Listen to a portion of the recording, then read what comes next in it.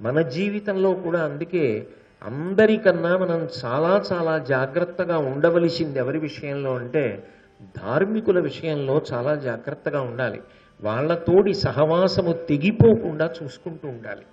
అలా తెగిపోయిందనుకోండి మన జీవితానికే ఒబ్బిడిపోతుంది, మన జీవితానికే ఆలంబనం పోతుంది. అందుకే భాగవతంలో కృష్ణ పరమాత్మని ప్రార్థన చేసినప్పుడు నీ పాద కమల సేవయు నీ పాదార్చకులతోడి నెయ్యము నితాంతాపార భూతదయయు తాపసమందార నాకు దయసేయగదే అంటాడు. నీ పాదార్చకులతోడి నెయ్యము. భగవంతుని యొక్క పాదముల యందు భక్తి కలిగిన వారు అంటే మౌఢ్యము అని అనుకోకండి. కేవలం ఏదో భగవంతుడి విగ్రహానికి నమస్కారాలు చేసేవాళ్ళని మీరు అనుకోకూడదు. సమాజమును భగవన్మూర్తిగా దర్శనం చేసి ఎప్పుడూ అందరికీ ఉపకారం చెయ్యాలని సమాజ హితం కోసం ప్రయత్నం చేసేటటువంటి పెద్దలు ఎవరు ఉంటారో అటువంటి వారితో నా స్నేహమును ఎన్నడూ పోకుండా కాపాడు. నితాంతాపార భూతదయయు, అపారమైనటువంటి భూతదయని నీ పాద కమల సేవయు, నీ పాదములనబడే కమలములను సేవించేటటువంటి అదృష్టాన్ని కటాక్షించు అంటాడు. అందుకే కృష్ణ పరమాత్మ అంత గంభీరమైనటువంటి మాట ప్రతిపాదన చేశాడు. విదురుడు పరమధార్మికుడు. అటువంటి ధార్మికుడితో కలిసి పాండవులు విడితే శుభ పరంపరలకు నాంది. అందుకే ఈ వీరులకగు అభీష్టమిది మొదలుంగాన్. అయితే కృష్ణ పరమాత్మ ఒక మాట చెప్పాడు అంటే అది శిరోధార్యం అందరికీ. ద్రుపదాదులందరూ అంగీకరించారు. బయలుదేరుతున్నాడు. బయలుదేరుతున్న ధర్మరాజు గారి గొప్పతనం ఎక్కడుంది అంటే ఆయన అంతటి ధర్మమూర్తి. ఆయన తన గౌరవం ఎవరి పట్ల ఉన్నది అన్నది ప్రకటనం చేశాడు. ఆయన అన్నాడు, కురుముఖ్యులు ధృతరాష్ట్ర విదుర భీష్ములు గురులు మాకు, ద్రుపద ప్రభుడున్ గురుడు మురాంతకుండు జగద్గురుడు, ఇందర మతమునను అగును శుభయుక్తుల్. ఆయన ధర్మరాజు గారు మాట్లాడుతూ బయలుదేరుతూ ఒక మాట అన్నాడు, మాకు కురుముఖ్యులైనటువంటి ధృతరాష్ట్రుడు, విదురుడు, భీష్ముడు గురువులు. గురువులు అన్న మాటకు అర్థం ఏంటంటే పెద్దలు. వాళ్ళు మాకు పెద్దలు. పెద్దలు అన్న మాటకు అర్థం ఏమిటంటే ధార్మికులు. వాళ్ళు ధర్మాత్ములై మమ్మల్ని కాపాడుతుంటారు. ఏ పెదనాన్నగారి దగ్గరికి బయలుదేరాడో ఆ పెదనాన్నగారిని నింద చేసి బయలుదేరకూడదు. అది ధర్మరాజు గారి పెద్దరికం, ఆయన గొప్పతనం. కాబట్టి వాళ్ళు మాకు పెద్దలు. ఆ పైన ద్రుపద ప్రభుడున్ గురుడు, మా మామగారు ద్రుపద మహారాజు గారు, ఆయన పెద్దవారు. ఆయన మా పట్ల విశేషమైన ప్రేమ కలిగిన వాడు, నిరంతరము మమ్మల్ని రక్షించాలనేటటువంటి పూనిక కలిగిన వాడు. అంటే పెద్దలు అన్న మాటకు అర్థం ఏమిటంటే పెద్దలు అన్న మాటలో రెండు విషయములు అన్వయమై ఉంటాయి. ఒకటి వారి మాటను ఔదలదాల్చుట, వారు ఏది చెప్పినా మన హితము కొరకు చెప్తారు అన్న భావన చేత వారు చెప్పిన మాటని శాసనంగా అంగీకరిస్తారు. అప్పుడు పెద్దరికం. రెండు, వారిని రక్షించుకొనుట. వారిని రక్షించుకొనుట అంటే వారి మాట పోయిందనుకోండి, ఇంకేం రక్షించడం? ధర్మో రక్షత రక్షిత అంటే ధర్మాన్ని రక్షించడం అంటే ఏమిటి? ధర్మాన్ని అనుష్ఠానం చేయడమే. పెద్దల్ని రక్షించుకోవడం అన్న మాటకు అర్థం ఏమిటి? పెద్దలు చెప్పిన మాట వినడం, వారు 10 కాలాలు ఉండేటట్టుగా వారి గౌరవం పోకుండా కాపాడుకుంటూ ఉండడం. కాబట్టి ఇటువంటి పెద్దలు మాకు ఎవరు? కురువంశమునందు ఆ ధృతరాష్ట్రుడు, భీష్ముడు, విదురుడు. ఆ పైన మామగారు ద్రుపదుడు కూడా మాకు పెద్దవాడు. ఆ పైన మాకే కాదు, మురాంతకుడు జగద్గురుడు. ఎవరు? ఈ కృష్ణ పరమాత్మ ఉన్నాడే, ఈయన మురాసురుడు అనేటటువంటి రాక్షసుణ్ణి చంపిన ఈయన మాకు కాదు పెద్ద, జగత్తుకంతటికీ పెద్ద జగద్గురుడు. అది వాళ్ళ భక్తి భావన పాండవులకు. ఆ పెద్దరికం అన్న మాట మనస్సులో ఎక్కడుందో అక్కడుంటుంది అనుబంధం, అక్కడుంటుంది రక్షణ. అది లేనప్పుడు ఆ అనుబంధాలు అర్థం లేనివిగా ఉంటాయి. కాబట్టి ఇందర మతమునను అగున్ శుభయుక్తుల్. వీళ్ళందరి యొక్క అభిప్రాయం ఏమిటి? మేము సంతోషంగా ఉండాలి, మేము వృద్ధిలోకి రావాలి. ఇంతమంది పెద్దలు మేము బాగుండాలని కోరుకున్నప్పుడు మేము ఎందుకు బాగుండాం? తప్పకుండా బాగుంటాం. మాకేది శ్రీరామ రక్ష, మాకేది అంగరక్ష, పెద్దల యొక్క ఆశీర్వచనమే మాకు అంగరక్ష. దేవతల రాజధాని అయినటువంటి అమరావతికి తుల్యమైనటువంటి రాజధాని నగరాన్ని భూమి మీద నిర్మాణం చెయ్యి అని విశ్వకర్మని పంపిస్తే ఆయన ఇంద్రప్రస్థము అని పేరు కలిగినటువంటి ఒక గొప్ప నగరాన్ని నిర్మాణం చేశాడు. అసలు పరమాద్భుతమైనటువంటి నగరం. ఆ నగరం ధర్మమునకు చిరునామా. అన్నిటికన్నా గొప్పతనం ఎక్కడుంటుందంటే, బాహ్యంలో ఎన్ని భోగాలు ఉండనివ్వండి, బాహ్యంలో ఎన్ని భవనాలు ఉండనివ్వండి, బాహ్యంలో ఎన్ని వసతులు ఉండనివ్వండి, అక్కడ ఉన్న వాళ్ళ ధర్మనిష్ట రాజ్యానికంతటికీ కూడా శ్రీరామ రక్ష. అక్కడ ఉన్న వాళ్ళకి ధర్మనిష్ట లేదనుకోండి, బాహ్యంలో ఎన్ని భవంతులున్నా, ఎన్ని వసతులున్నా, ఎన్ని సౌకర్యాలున్నా, అది ఎంత అమరావతిలా కనపడినా, దేవతల రాజధాని అమరావతిలా ఉన్నా, పరిపాలన యందు ధర్మము లేనప్పుడు పరిపాలింపబడుతున్న వాళ్ళ యందు కూడా ధర్మము లుప్తమైపోతుంది. ఆ ధర్మము పోయిన నాడు ఏదీ నిలబడే అవకాశం ఉండదు. ధర్మము నిలబడుతుంది, వృద్ధిలోకి తెస్తుంది. అందుకే అమరావతి యందు గొప్పతనం ఏది అంటే ధర్మమే. ఎందుకు ధర్మము నిలబడింది? ధర్మరాజు పరిపాలకుడు కనుక. ఇంద్రప్రస్థాన్ని రాజధాని చేసుకుని పరిపాలిస్తున్నవాడెవరు? ధర్మరాజు. ఎందుకు వచ్చాయి ఇవన్నీ? కృష్ణ పరమాత్మ ముందే చెప్పాడు, విదురుడితో కలిసి ఉన్న కారణము చేత ఇన్ని శుభ పరంపరలు. ఒకదాని వెంట ఒకటి ఆగకుండా ఆ పరంపరలు అలా వృద్ధిలోకి వచ్చాయి. కాబట్టి ఆ ఇంద్రప్రస్థాన్ని రాజధానిగా చేసుకుని ఎంతో సంతోషంగా రాజ్యాన్నంతటినీ పరిపాలన చేస్తూ పాండవులు ఉన్నారు. ప్రజలందరూ కూడా పరమధర్మాత్ములై ఉన్నారు. ఎక్కడ ధర్మం ఉంటుందో అక్కడ అశాంతి ఉండదు.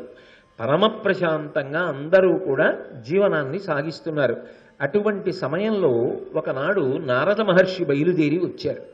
సాధారణంగా మీరు పౌరాణిక వాంగ్మయాన్ని పరిశీలనం చేస్తే నారదుడు వస్తే ఏదో ఒక కలహాన్ని సృష్టిస్తూ ఉంటాడు. ఎందుకని అంటే ఆయనకి అదే సరదా కాదు. ఆయన కలహాన్ని సృష్టించేది దేనికి సృష్టిస్తాడు అంటే ధర్మాన్ని సువ్యవస్థితం చేయడం కోసం సృష్టిస్తాడు. అంతేగాని దెబ్బలాటలు పెట్టడం, వాళ్ళెవరో దెబ్బలాడుకుంటుంటే తాను సంతోషించడం అది కాదు ఆయన లక్షణం. ఆయన మహాజ్ఞాని. ఆయన అధర్మము యొక్క పీచ మణచడానికి, ధర్మమును నిలబెట్టడానికి కలహమును సాధనంగా చేసుకుంటూ ఉంటాడు. కానీ ఇక్కడ మాత్రం విచిత్రం ఏమిటంటే కలహములు రాకుండా చూడ్డానికి వచ్చాడు. ఎందుకో తెలుసా?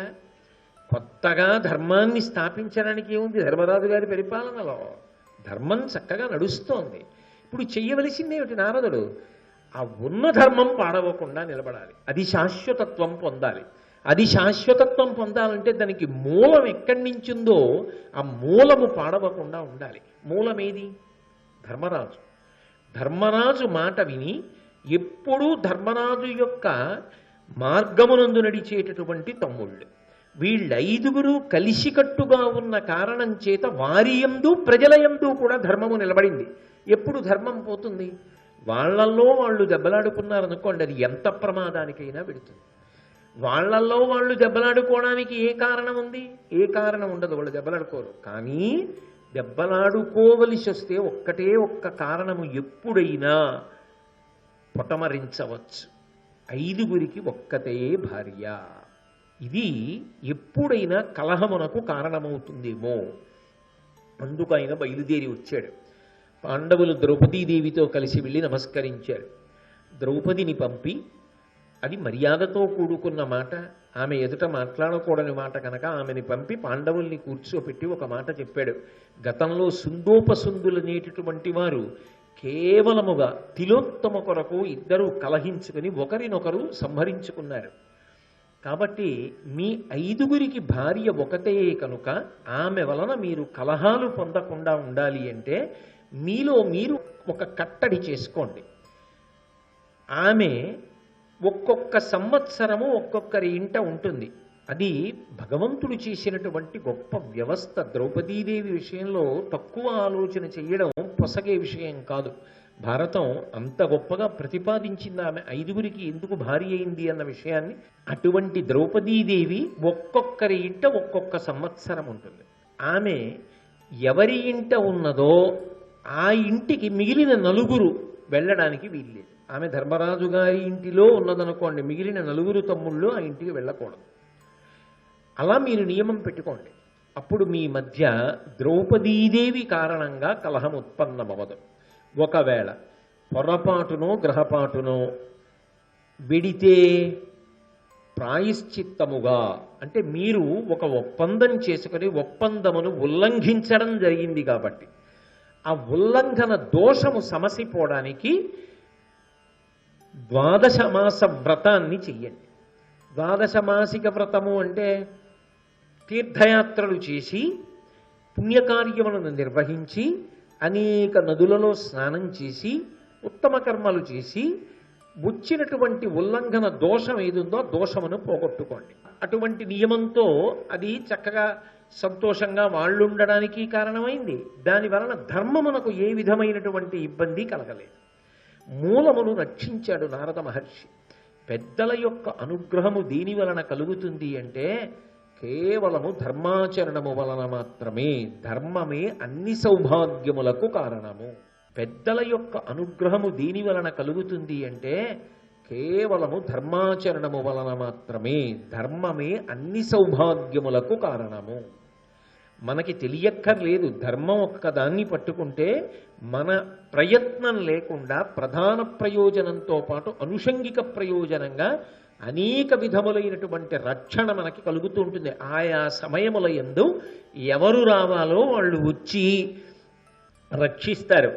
నువ్వు అనవసరంగా ఎవరిని పట్టుకున్నావో వాళ్ళని వదిలిపెట్టడం కూడా అవసరమని నీకు అర్థమవుతుంది. ఎవరిని వదిలేయాలో వాళ్ళని వదిలేస్తావు, ఎవరిని పట్టుకోవాలో వాళ్ళని పట్టుకుంటావు. అది ఈశ్వరుడు చేసేటటువంటి ప్రక్రియ. అలా పట్టుకోవడం వదిలిపెట్టడం అన్నది రాకపోతే మూలములు నిలబడవు. అది ఈశ్వరుడు పెట్టినటువంటి గొప్ప వ్యవస్థ. ఎందుకనంటే మీరు చూడండి, ఒక చెట్టు ఉంటుంది. చెట్టు మూలాన్ని వదలదు, వేరు వదిలేస్తుందా? వేరుని వదలదు. కానీ శిశిర ఋతువు ఇప్పుడు వచ్చింది కదా, ఈ శిశిర ఋతువు వచ్చినప్పుడు ఆకులన్నీ రాల్చేసుకుంటుంది, వదిలిపెట్టేస్తుంది.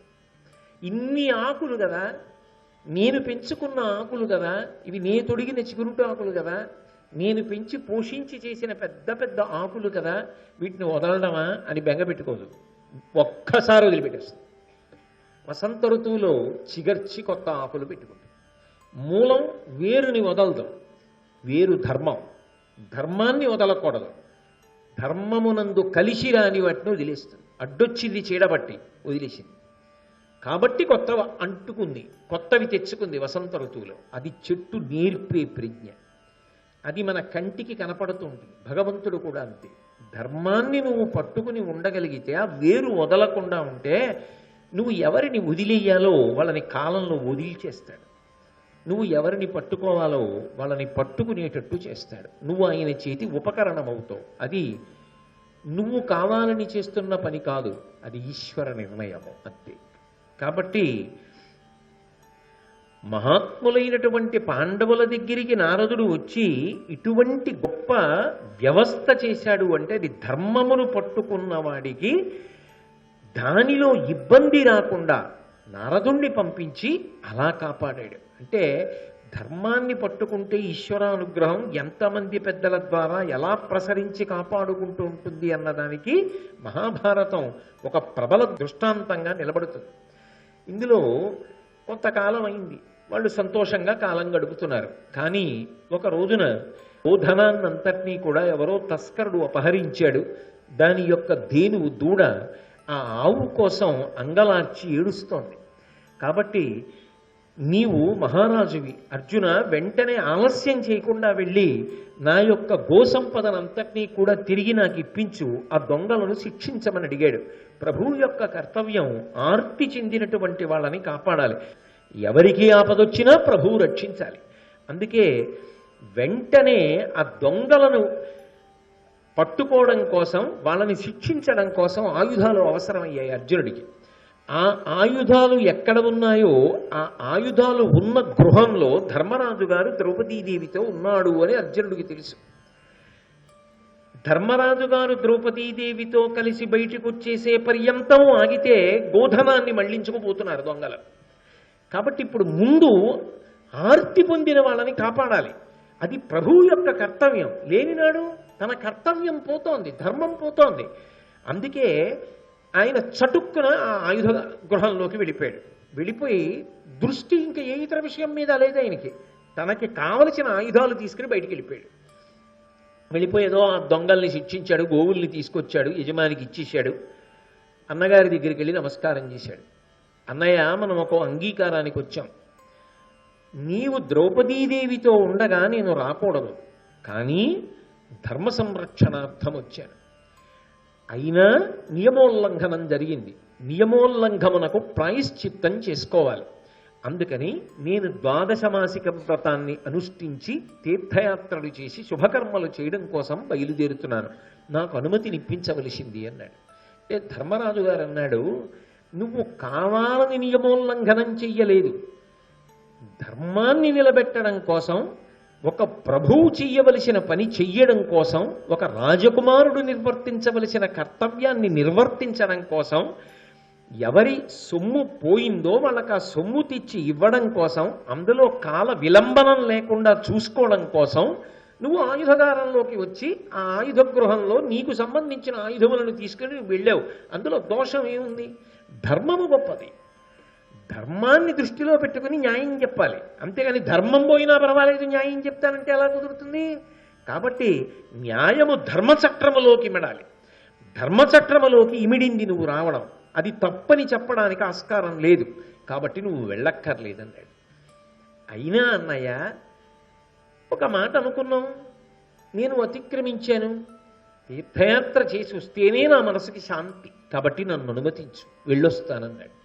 సరే, వెళ్ళి రమ్మన్నాడు ధర్మరాజు గారు. తీర్థయాత్రకు బయలుదేరాడు. బయలుదేరి అనేక రాజ్యములను తిరుగుతూ అనేకమైనటువంటి ప్రాంతములకు వెళ్ళాడు. తీర్థయాత్ర అనేటప్పటికీ మొట్టమొదటి జ్ఞాపకానికి వచ్చేది ఏం గుర్తొస్తుంది? గంగా స్నానం. అందుకని గంగానది దగ్గరికి వెళ్ళాడు. గంగానదిలో స్నానం చేశాడు. ఆ ఉలీచిని వివాహం చేసుకున్నాడు. తర్వాత చిత్రాంగదని వివాహం చేసుకున్నాడు. బభ్రువాహనుణ్ణి పొందాడు. ఇరావంతుణ్ణి పొందాడు. అలా ప్రయాణం చేసి అనేక నదులలో స్నానం చేస్తూ, అనేక తీర్థములలో గురుకులిడుతూ, పుణ్యప్రదమైనటువంటి ప్రదేశములను సందర్శిస్తూ, శుభకర్మలను ఆచరిస్తూ, దానములను చేస్తూ ఆయన ప్రయాణం చేసి చేసి చేసి చేసి యువతల వైపుకి దక్షిణం వైపుగా ప్రయాణం చేసి వచ్చి ప్రభాస తీర్థం దగ్గరికి వచ్చాడు. ప్రభాస తీర్థం దగ్గరికి వచ్చిన తరువాత ఆయన మనసులో కోరిక పుట్టింది. ప్రభాస తీర్థానికి ద్వారకా నగరం చాలా దగ్గర. ద్వారకా నగరంలో కృష్ణ భగవానుడు ఉంటాడు. అందుకని ఇంకా ఇంచుమించుగా ఆయన యొక్క ద్వాదశమాసిక వ్రతం పూర్తయిపోతోంది. ఇక్కడ వరకు వచ్చాను కదూ, ప్రభాస తీర్థం దాకా వచ్చా. ప్రభాస తీర్థానికి చాలా దగ్గర ద్వారక. కాబట్టి ఒక్కసారి ద్వారకా నగరానికి వెళ్ళి నేను కృష్ణ భగవానుడి యొక్క దర్శనం చెయ్యాలి అని అనుకున్నాడు. అనుకుని అందులకేగియే ఇందీవరస్యాము అరవిందనాభు అమృహనేత్రు సన్మిత్రు చూచిన జన్మంబు సఫలంబు సేయుదు అఘములు వాయుపుంటే అదియునుగాక మున్ గదుడను వానిచే వింటి తిలోత్తమ కంటే రూపవతి ఎట్టే సద్గుణాన్విత ఎట్టే నా కట్టి భద్రే భగమన సుభద్ర చూచు వేడుకొయును కలదు విష్ణు భట్టారకుదయ నభీష్ట సిద్ధి ధనరుననుచు తద్ద సంతసిల్లి తద్వారకాపురి కరుగ నిశ్చయించనర్జునుండు. ఆ అర్జునుడు మనసులో అనుకున్నాడు, నేను ద్వారకా నగరానికి వెళ్ళాలి. అక్కడ ఎవరున్నారు? ఇందీవరశ్యాముడు ఉన్నాడు. ఇందీవరశ్యాముడు అంటే కలువల యొక్క కాంతి ఎలా ఉంటుందో అటువంటి కాంతి కలిగినటువంటి వాడు. అలాగే అరవిందనాభు, నాభికమలంలో చతుర్ముఖ బ్రహ్మగారు జనించాడు. అటువంటి నాభికమలం కలిగినటువంటి వాడు. అంబురూహనేత్రు, పద్మముల వంటి కందులున్నవాడు. సన్మిత్రు చూచి నాకు చాలా గొప్ప మిత్రుడు. అటువంటి మిత్రుణ్ణి చూచి నా జన్మంబు సఫలంబు చేయుదు, నా జన్మ సాఫల్యం చేసుకుంటాను. అఘముల వాయుపుంటే నేను ఏ పాపమును పొందానో ఆ పాపములన్నిటినీ పోగొట్టుకుంటాను. లోపల చూస్తున్నవాడు బయట చూడాలనుకొని ప్రయత్నంలో వెళ్ళేటంతసేపు విలంబనాన్ని సహించలేకపోతున్నాడు. అది భక్తి. ఇప్పుడు ఆయన ముందు ద్వారకకి వెళ్ళలేదు, కృష్ణుడు ప్రభాస తీర్థానికి వచ్చేసాడు. అది కృష్ణ పరమాత్మ యొక్క సౌజన్యం. మహానుభావుడు ఎవరు మనసులో ఆయనను అలా ధ్యానం చేస్తారో, ఒక్కసారి తలుచుకుని మురిసిపోతారో, ఎవరు ఆయన పాద కమలములను మనసులో పెట్టుకుని సంతోషిస్తారో అటువంటి వారి దగ్గరికి అంత త్వరతో పరిగెడతట్ట. నరునికి ఎరిగి కృష్ణుడు తిరముగ దయతో ప్రభాస తీర్థమునకు నొక్కరుడు చనుదించే సర్వేశ్వరుడెప్పుడు భక్తులకు ప్రసన్నుడు కాడే. ఆయన లోపల చూస్తున్నది ఎవరిని? ఒక్క కృష్ణుడిని చూస్తున్నాడు. ఒక్క కృష్ణుడే వచ్చాడు. ఏమో రుక్మిణీ సహిత కృష్ణుడిని చూస్తే రుక్మిణితో వచ్చేవాడేమో. ఒక్క కృష్ణుడిని కదా చూశాడు. ఒక్క కృష్ణుడే వచ్చాడు. నువ్వు ఎలా ధ్యానం చేస్తావో, నీ మనసు ఎలా నిలబడుతుందో, నువ్వు ఎంత భక్తిగా ఉంటావో దానిని బట్టి పరమాత్మ నీ దగ్గరికి పరుగు పరుగున వస్తాడు. ఒక అడుగు మనం వేస్తే 10 అడుగులు మన వైపు ఆయన వేస్తాడు. అలా వేసేవాడు ప్రపంచంలో ఆయన ఒక్కడే. మిగిలిన వాళ్ళు కాలాకాలములను బట్టి, సమయాసమయములను బట్టి, సందర్భాలను బట్టి వాళ్ళకి అవసరాలు ఉంటే దగ్గరికి వస్తారు. వాళ్ళ అవసరాలు తీరిపోయి యువతల వాడి ఇబ్బందిలో ఉంటే దూరంగా పోతారు. కానీ ఎప్పుడూ దగ్గరగా ఉండేవాడు పరమాత్మ ఒక్కడే. ఆయన ఒక్కడే అలా ఆదుకోగలిగినవాడు. అందుకే మహానుభావుడు నరునికి ఎరిగి కృష్ణుడు ఆ నరుడి యొక్క ఉనికి అంటే ఉన్న చోటు అంటే ఆయనకి తెలియదా? సర్వజ్ఞుడైన వాడు ఎలా ఉన్నాడన్నది తెలుసుకున్నాడు. ఏమిటి ఎలా ఉన్నాడు? తనని చూడకుండా ఉండలేకపోతున్నాడు. ప్రయాణం చేసి వచ్చే వరకు చూడకుండా ఉండలేక అక్కడే ధ్యానంలో చూస్తున్నాడు. అది నరుడి ఉనికి. నరునికి ఎరిగి కృష్ణుడు తిరముగ దయతో ప్రభాస తీర్థమునకు ఒక్కరుడ తనుదించే. పక్కన ఎవరిని రక్షణ కూడా పెట్టుకోవాలా, ఒక్కడే పరుగున ప్రభాస తీర్థానికి ఆయనే వచ్చేశాడు. సర్వేశ్వరుడు ఎప్పుడు భక్తులకు ప్రసన్నుడు కాడే. సర్వేశ్వరుడు భక్తితో ఆయనని మనసులో స్మరించినంత మాత్రం చేత పరిగెత్తుకు రాడా? అందుకే కశ్యప ప్రజాపతి అదితితో మాట్లాడుతూ భాగవతంలో ఒక మాట అంటాడు. ఆయనని భక్తితో ఎవరైతే మనసులో స్మరణ చేస్తారో, ఎవరు ఆయనని పట్టుకుంటారో అటువంటి వారికి తీరని కోరిక అన్నది లోకంలో ఉంటుందా? భగవంతున్ పరమున్ కృపా పారీణు సర్వాత్మకున్ జగదీశున్ శ్రీహరిసేవ చేయుమతడున్ సంతుష్టుని పొంది నీకకు ఇష్టార్థములెల్లనిచ్చు. ఓ అదితి, భగవంతుణ్ణి మనసులో పట్టుకున్నావా? ఆయన నీకకు ఇష్టార్థములెల్లనిచ్చు అఖిలార్థవ్యాప్తి చేకూరెడి. అదేమిటి? నీకు కావలసినవన్నీ ఆయనే చూస్తాడు. భగవత్సేవల పొందరాది బహు సౌభాగ్యంబులన్ ప్రేయసి. భగవంతుని యొక్క సేవ చేసి ఇది పొందవచ్చు, ఇది పొందలేరు అన్న విభాగం లోకంలో ఉందా?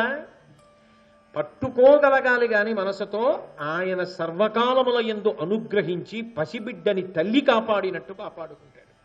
కాబట్టి ఆయనే పరుగున వచ్చాడు. ఇప్పుడు అర్జునుడు లోపల ఏది చూసి సంతోషిస్తున్నాడో ఆయనే బయట కనబడ్డాడు. ఇంకా వెడదామనుకుంటున్నాడు ద్వారక, ప్రభాస తీర్థానికి ఈయనే వచ్చాడు. చూసి పరమానందపడిపోయి ఒక అద్భుతమైన మాట చెప్పాడు. అది ఆర్ద్రత. అన్నయ్య గారు మహానుభావుడు, అటువంటి కవిత్వాన్ని ఇచ్చాడు. తెలుగు జాతి రుణపడిపోయింది ఆయనకి. ద్వాదశమాసిక వ్రతము ధర్మ విధించలు పంగనీగి గంగాది మహానది హిమవదాది మహాగిరి దర్శనంబు మీపాద పయోజ దర్శనము పన్నుగ చేయుట చేసి పూర్వ సంపాదిత సర్వపాపములు బాసే భృశంబుగ నాకు అచ్యుతా అన్నాడు. నేను నియమోల్లంఘనం చేశాను. మా అన్నదమ్ముల మధ్య పెట్టుకున్నటువంటి ఒప్పందాన్ని అతిక్రమించాను. తద్దోషం పాపం రూపం అవుతుందని మనసులో బెంగ పెట్టుకుని ఆ పాపం పోగొట్టుకోవడానికి మార్గాన్ని వెతుక్కున్నాను. ఏ మార్గముల వెంట వెళ్ళాను అంటే మనకి కూడా అన్యాపదేశంగా ఉపదేశం. ధర్మ విధింజలు పంగనేకి గంగాది మహానది హిమవదాది మహాగిరి దర్శనంబు. నేను గంగానది దర్శనం చేశాను. గంగా స్నానం చేయలేదా? చేశాడు. అంటే గంగ దర్శనం, గంగ నామస్మరణం చాలు. అసలు ఆ గంగానది గురించి స్మరించడం, గంగ చెంబు వంక చూడడం, గంగలో స్నానం చెయ్యడం, గంగ బిందువు నోట్లో వేసుకోవడం, గంగని స్తోత్రం చెయ్యడం, గంగ పూజ చెయ్యడం అంత గొప్పవి. అందుకే నేను గంగానది దర్శనం చేశాను. దానితో పాటుగా స్నానము చేశాడు. ఇక హిమవదాది మహాగిరి దర్శనంబు. కొన్ని పర్వతాలు ఉంటాయి, వాటికి విశేషమైనటువంటి శక్తి ఉంటుంది. వాటి దర్శనము చాలు. అనుగ్రహాన్ని పొందడానికి. కంటి నకిలాండకర్త నధిపుని కంటి కంటి నఘములు వీడుకొంటి అంటాడు అన్నమయ్య. నేను ఆ కొండవంక చూశాను, చాలు నా పాపములు పోయాయంటాడు. ఒక్కొక్క పర్వతం, ఆ పర్వతం యొక్క శిఖరం అంత ప్రశస్తిని పొంది ఉంటాయి. తపోభూమి, దేవతల యొక్క ఆవాస భూమి. అందుకే నేను ఆ హిమగిరి దర్శనం చేశాను, హిమవత్పర్వత శిఖరాన్ని చూశాను. మీపాద పయోజ దర్శనము పన్నుగ చేయుట చేసి. సాధారణంగా అన్నీ పూర్తి చేసి వెళ్ళిపోయే ముందు పరమశక్తివంతమైన దాన్ని దర్శనం చేసి వెళ్ళిపోతారు.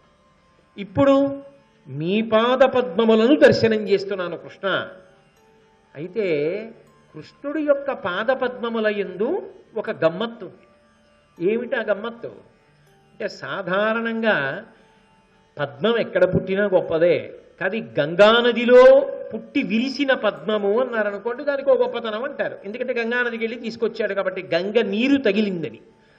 గంగానది యందు వికసించినటువంటి పద్మాలు అని తీసుకొస్తారు. గంగానదిలో పద్మం పుడుతుంది, గంగలో అంటే నీటిలో పద్మం పుడుతుంది, కానీ పద్మంలో గంగ పుడుతుందా ఎక్కడైనా? పద్మంలో గంగ పుట్టదు. కానీ కృష్ణ నీ పాదపద్మముల యందు గంగ పుట్టింది. ఆయన వామనమూర్తిగా ఉన్నప్పుడు చిత్రముఖ బ్రహ్మగారు ఆయన పాదములు కడిగాడు కదూ. శ్రీ ఉమామహేశ్వర పర బ్రహ్మార్పణ స్వస్తి.